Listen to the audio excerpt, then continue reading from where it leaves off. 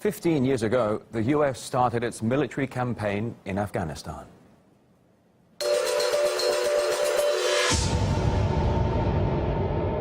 America's mission, of course, was to rid the country of both al-Qaeda and the Taliban. But more than a decade later, the security situation in Afghanistan is vastly worse than it was, and the Taliban consistently strengthens its grip on the nation. Gayane Chichikan reports. How many times Americans heard the war in Afghanistan is almost over, almost won, and yet it drags on, more silently than before, but it continues, and Washington keeps changing plans. The United States will maintain approximately 8,400 troops in Afghanistan into next year through the end of my administration. Together with our allies and the Afghan government, we have agreed that this is the year we will conclude our combat mission in Afghanistan. It is in our vital national interest to send an additional 30,000 U.S. troops to Afghanistan. I will get our troops home. We will bring an end to this war. Having crippled al-Qaeda in Afghanistan a long time ago, the U.S. spent years and enormous resources fighting the Taliban. Despite these efforts, the Taliban today is resurgent. It is set to control roughly a third of Afghanistan. And guess what? Terrorists are finding a safe haven there again. ISIL has gained a foothold in Afghanistan. It runs a training camp there, even a school for children. All of which makes one ask, after all the lives sacrificed and resources spent, could Afghanistan be back to square one? One thing that did change dramatically in Afghanistan since the beginning of the war is opium production. It skyrocketed. 90% of heroin in the world now comes from Afghanistan. Roughly a year before the war, the Taliban banned opium cultivation, decided it was un-Islamic. And you see how over the years, it went up 40 times from 2001. The Taliban now actually use drug production as a source of income. The chairman of Joint Chiefs of Staff, General Joseph Dunford, recently described the fight against the Taliban as a stalemate. The insurgents made gains as the U.S. withdrew the bulk of its troops. Washington now calls for a reconciliation with the Taliban. The Taliban do not seem to reciprocate. In April, they admitted to an attempt on Secretary of State John Kerry's life when he was in Afghanistan. Washington is pretty much paralyzed at this point, and nobody has an answer yet of what to do. The former U.S. commander in Afghanistan, General Petraeus, just called yesterday, in fact, for a permanent U.S. garrison in Afghanistan. And unless the U.S. government decides to pull the plug on its ill-fated Afghan adventure, that's what's going to happen. The U.S. troops will have to stay on or face a humiliating defeat. Afghanistan has turned into America's quagmire, and the question of troop withdrawal has become, as the saying goes, damned if you do, damned if you don't. In Washington, I'm Ganesh Chakyan, RT. The Nobel Peace Prize has just been awarded to the Colombian president for his efforts in reaching peace with the FARC military group. Though there's certainly been a mix of winners in the past. Barack Obama was awarded the prize in 2009. The very same year, he launched a drone bombing campaign in Yemen. And he followed that up with military interventions in Libya and Iraq, and now Syria is on the table. In 2012, the European Union received the award despite being involved in at least 6 military campaigns in the past decade. And this year also had its fair share of contentious candidates. One of the nominees was that of the White Helmets, also known as the Syrian Civil Defense, who rescue civilian victims of bombardments. However, they largely operate in rebel-held areas, sparking accusations of links to militant groups. The White Helmets leader was denied entry to the U.S. earlier this year, triggering suspicions that his name had shown up on a terror database, while the State Department struggled to explain his deportation. I think broadly speaking, though, on any visa case, we are constantly looking at new information, so-called continually vetting travel or records.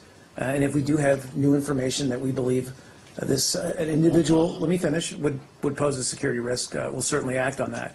I can't speak again specifically to this case. Well, despite the whole controversy, the White Helmets now has been highly touted to scoop up the award, and they appear to be in the media's good books. with many outlets actively promoting their candidacy.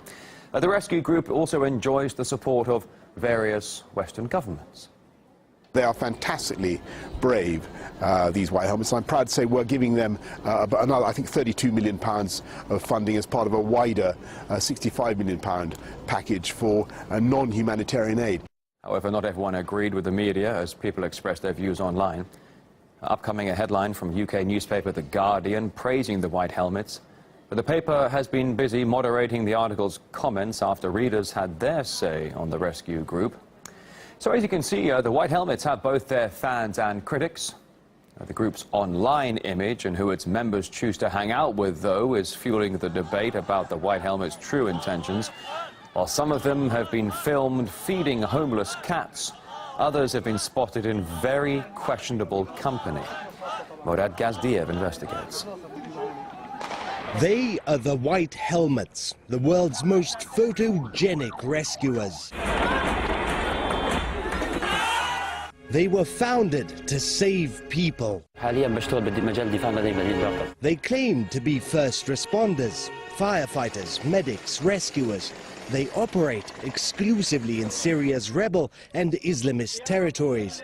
And they say they're unsullied by Western cash, except they claim that they receive no funding from any governments that have a vested interest in the Syria conflict. And yet they are, in fact, multi-million funded, conservatively speaking, $100 million, from the United States, $23 million via US aid, from the UK, around now $65 million. France is supplying equipment. Well, if it's for a good cause. And what better cause than saving lives? Why, filming yourself saving lives, of course. Many times they are making the photo and making the video when the people is dying. Except he will go to do his ABC. When it's destroyed, if there is disaster, who will take photo in Syria? You will not find another rescue service with such great production quality, which, ironically, has also been their Achilles' heel. They're not beyond carrying guns. Still, the White Helmets claim to be independent of their anti-Assad sponsors, overlords. White Helmets cannot be independent. Any NGO cannot be independent. Because independent people, meaning he can take decision. And nobody there can take decision, except Al-Nusra. Because Nusra have the authority of God, have the weapons, have the power. How you can say no? Moreover, it looks like the White Helmets and Al-Qaeda's favorite team in Syria have a special relationship.